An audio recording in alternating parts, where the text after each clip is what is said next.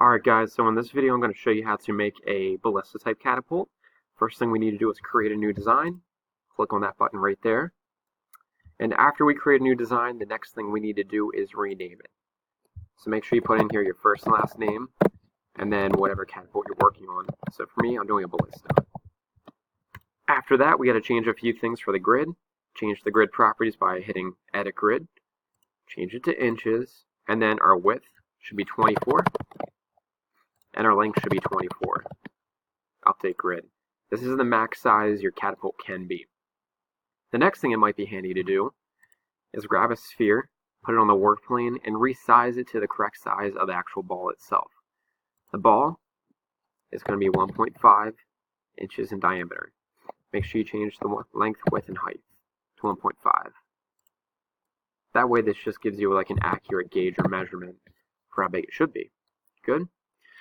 Okay, next thing we need to do is for the Ballista, you should have some type of like picture you're basing your design off of. You can follow my designs here, or you can make your own. It doesn't matter to me. We're going to use a box, drag it out here on the work plane, and for the box, keep the height at 1. But when it comes to the width, you've got to make sure it's going to be wide enough for the ball to sit on top. So 1.5 is the diameter. I would say probably keep it around 3 inches. Or maybe larger. For me, I'm going to type in 4. Next thing I'm going to do is I'm going to be making the overall length of the inclined plane. And we're going to do everything flat first before we go any further. So for the length, I'm going to make it 12. Okay, good, perfect. Next thing we need to do is we got to make guides for the side. You got to think about it like bumper bowling. You don't want the ball flinging off the left or the right. It's got to go up the center. So we got to make side guides. Take the work plane, put it on top, and we're going to take another box, put it on top of your project, just like that, and then the length of our project is 12, so we're going to make this 12. And if you ever get to the point where your stuff doesn't line up like right here, and the arrow keys don't cut it, change the snap grid down one size and see if that works. So for me, that worked pretty much just fine. Looks like I just got to tap it down one more just to make it work a little bit better. Perfect. Next thing I need to do is I need 2 of these, one for each side. So Control-C, Control-V for copy and paste, and make this one go to the other side. Just always make sure you're zooming in and making sure that your pieces are lining up, because these small little things do affect your grade, and I do look for your design accuracy. Perfect. Next thing we need to do is we got to make the bow arms. Well, before we do that, let's check to make sure that this ball is going to fit in here. So for the ball, I need to raise it up just a little bit, and let me check to see if it's going to fit in. So right there, if I take a look at it, perfect fit. Good. So it passes that test. Next thing I want to do is create the bow arms. So for the bow arms, I want to create them so they're curved. So I'm going to have to make a custom shape down here, probably using a tube. Drag it out on the work plane. I'm going to make it larger by holding down Shift, dragging it, making it bigger. Perfect. I want to make it longer as well. And then I'm going to use the custom shape method by cutting things away to make this into what I need it to. So what I mean by that is I'm going to take a box, put it out here, make sure you stretch it out, make it taller. And it's definitely got to be longer as well. Just like that. Stretch it over. Anything that's covered and you can kind of see that's grayed out will disappear when we group it together. We're going to group it by holding down and clicking, dragging a window over it. Click on the group button. It'll cut this away. But I want this to be completely flat over here. I don't want all this like overhang right here because that's just not realistic. So I need to cut away just a little bit more. I'm going to bring this over so about right there. Looks like it's good. Group it together. And right there I got one bow arm. I'm going to drag this over to my project. And I need to blend it in to make sure it looks realistic here. So again, I want to make it a little bit longer. 3 inches is pretty small. Let's try to make it an even 5. Then the height, just to clean it up, let's try to make it the same height as this over here. So that's going to be 1. Good. So this one's done. Now I want a second one on the other side. Instead of recreating that whole thing over again, we can copy and paste. Control-C, Control-V.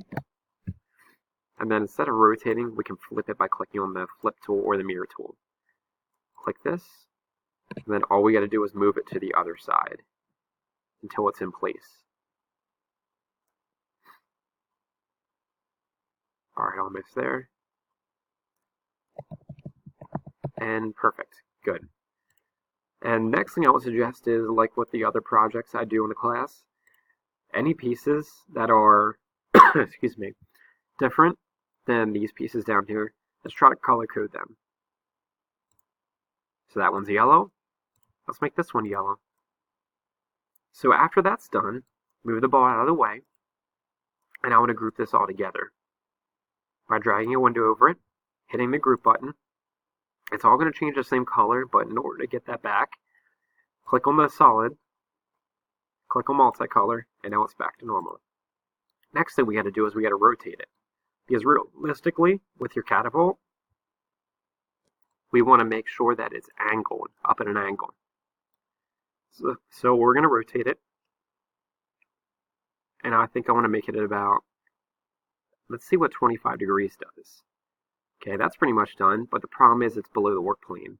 So we got to take it and pull it up. So if we change this to 0, hit enter, it's now on top of the work plane. Perfect. So we don't need the ball anymore, we can delete that. But what we do need is supports that go down below here. So here's what I'm going to do. I'm going to take a box, place it right here, make it taller, move it in place where it needs to go. So that looks good about right there. Maybe move it around just a tad. Okay, looks good there. Make sure it's not poking out the other side. Control C, Control V. Move it to the other side like this. Make sure it's lined up. And then I think just to make it more stable, I want to have something on the bottom so I don't just have these two peg legs. I'm going to add a support piece in the bottom here. And I want to make it, see, it's going to be 4 inches wide, I guess, since it's going to be the same width as this. So type in 4. And then as far as the length, I think I want to make it just a little bit longer. So let me see, I think I want to make this around, say 3 inches. Perfect. Now it's a nice footprint, it's not going to go anywhere. So at this point, like pretty much this is as basic as it gets for a ballista. Now, you can add other things to it design-wise to make it a little bit more, I don't know, different and take your design to the next level. Like let's say this is very basic, it's going to give you like a 2 or a 2.5. But if you add some other features like a release mechanism or other parts and pieces to make this unique and interesting, like something I've never seen before, this will get you more credit. But in a nutshell, that's how you design a ballista.